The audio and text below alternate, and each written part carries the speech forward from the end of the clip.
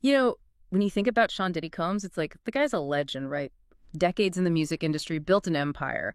But there's this other side, this darker story that we got to talk about with all the controversies and accusations. So that's what we're doing today, a deep dive into Diddy. We've got articles, legal stuff, the whole nine yards, trying to figure out like who is the man behind the music, behind the mogul image. And honestly, some of it's pretty disturbing. It's wild how, his story isn't just boom, success, more success. It's up and down, going back decades, with these incidents that make you think, did this make him who he is? Yeah, bro. Or was it always there? You Yeah. know? We got to think about that, the impact. For sure. We're not shying away from the tough stuff. So let's go back. 1991, City College, New York. This wasn't just like a concert that got out of hand. This was a disaster. Yeah. And Diddy was already on the rise back then. This celebrity basketball game, he's one of the promoters. It was supposed to be huge. But the security, totally underprepared for that many people. And it's awful. 9 people died, trampled in the chaos. Tons more got hurt. Just a terrible tragedy. I can't even imagine. And the report that came out after called it a failure of responsibility. They put the blame on the organizers, Diddy included, for not taking basic safety measures. That's got to weigh on you, even with millions paid out to the families. Did it change him, you think? It's hard to know, right? You hope something like that would make someone really think about things, change their priorities. But then, fast forward just 4 years, 1995, and you've got the whole East Coast, West Coast rivalry heating up. Remember, this is like a big deal in hip-hop. Bad Boy versus Death Row, Diddy's crew against Suge Knight's. It got ugly, dangerous even. Yeah, Biggie, Tupac, everyone was on edge. And then you have the Jake Robles shooting. Robles was tight with Knight, and he's killed in Atlanta outside a club after a fight with some guys linked to Bad Boy. Combs always denied he was involved, but still, the damage was done. Made Bad Boy look even more like they were mixed up with violence. See, that's the thing, right? Even if you're not like the one pulling the trigger, these things build a reputation, a narrative, and that narrative sticks with you, changes how people see you, the public, even the justice system. Okay, so you've got this backdrop of tragedy, of rivalries getting out of control, and then boom, 1998, the Steve Stoute assault. Stoute, he was a big-time music exec too, and he's attacked, supposedly by Diddy and a couple other guys. But this wasn't some random bar fight. This was personal, connected to that whole Hate Me Now video, the one where Diddy's dressed like Jesus. Man, that video was controversial from the jump.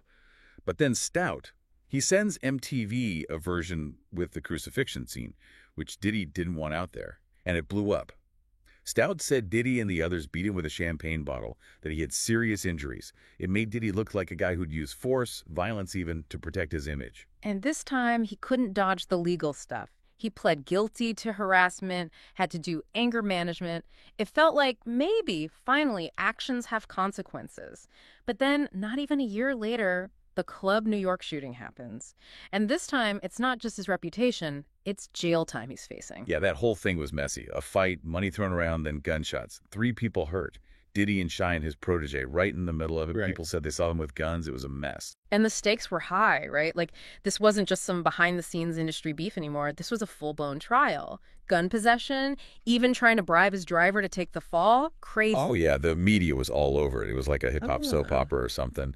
And the verdict, not guilty on all charges. Wow. Shine, though, he wasn't so lucky. Got 10 years. Makes you wonder, right?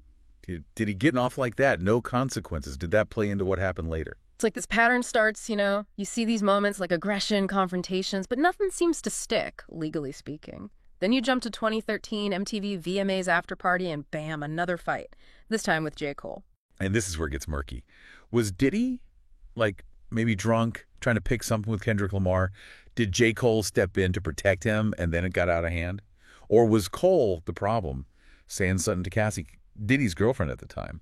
So many stories. But Cole mentioning it later in his music, that kind of says something, doesn't it? Right, where there's smoke. Exactly. It just adds to this image of Diddy, always surrounded by drama, ready to blow up, especially if someone disrespects him or messes with his image.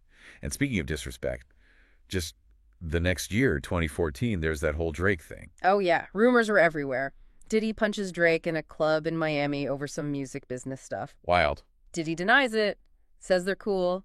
But again, same narrative, right? Is this just how he handles things? It's part of his story now, whether it's true or not. Then, 2015, we've got the UCLA incident. His son, Justin, played football there, And Didi gets into it with the coach, like really gets into it. Supposedly grabbed him after a particularly rough practice. That's an interesting one because it's framed as him being protective, the dad defending his kid. Right. But it still points to a certain temper, ready to fight even when no one's watching. And knowing everything else, it's hard not to see it that way. It's all connected. These incidents, they build on each other, create an image, a reputation.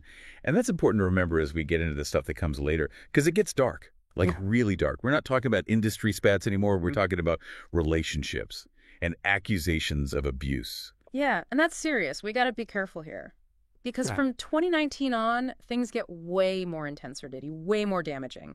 And it starts with Gina Hun, one of his exes. Right. Hun goes public, talks about physical and emotional abuse, says they had a toxic relationship for years, describes violence, even ending up in the hospital, paints a picture of Diddy that's really messed up. And it wasn't just like a one-time thing, right? She said it was constant, that he'd control her, compare her to Cassie Ventura, who he was with on and off for years. Wow. Like, it was about power, keeping her isolated, dependent. And that's the shift, right? It's not about a temper anymore or protecting his image. These are serious claims of abuse, of using his power to hurt someone he was with, and it's only the beginning. Because then Cassie Ventura sues him, 2023. And this wasn't just, like, a little thing. This was huge. Ventura, after all those years with Diddy, comes out with these awful accusations, says he abused her for years. And this is where, all those earlier incidents, those flashes of anger, they start to feel different now. Ventura wasn't competition, wasn't a business thing. She was close to him.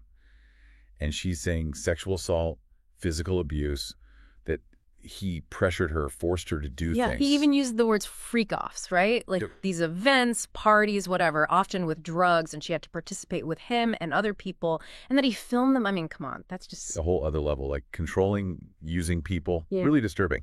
And then it's like the floodgates open, more women come forward. There's a Jane Doe, says Diddy drugged and raped her back in '91, even filmed it. Another one says she was gang raped when she was a teenager by Diddy, Harsh Pierre, and someone else. 2003. And it's not just anonymous people. Tiffany Red, she's a songwriter, pretty successful. She puts her name out there, backs up what Ventura is saying, says she had her own experiences with Diddy. So the industry couldn't ignore it anymore, right? Hulu cancels his show. Diageo cuts ties. He's losing money. His reputation's shot. It went beyond lawsuits, though. Yeah. March 2024, Homeland Security raids his homes. Sex trafficking, racketeering. This is serious stuff. Federal offenses. And then that security video comes out from 2016, shows Diddy hitting Ventura in a hotel. Ugh, that video's tough to watch. Just makes you feel like something's really wrong. And it backed up a lot of what Ventura had been saying. Then even more lawsuits. Crystal McKinney, she says he drugged and assaulted her at his studio.